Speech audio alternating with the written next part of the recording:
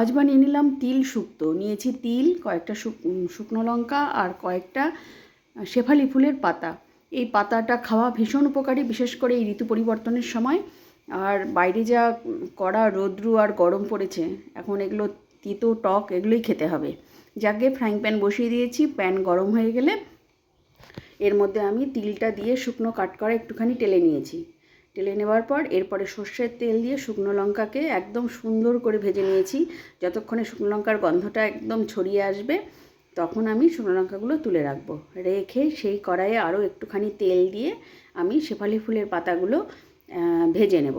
অনেকক্ষণ ধরে ধীর আঁচে এটাকে ভেজে একদম পাঁপড়ের মতো মরমরা করে ভাজবো আর কি। সে একটু একটু নরম সফট থাকুক, তাতে কোনো অসুবিধা নেই। আমি তো পুরো বিষয়টাকেই পাটাতে বাটবো, যার ফলে একটুখানি ভেজে নিলাম। নিয়ে এবার পাটাতে সবগুলো একসঙ্গে আমি সুন্দর করে পেস্ট করব।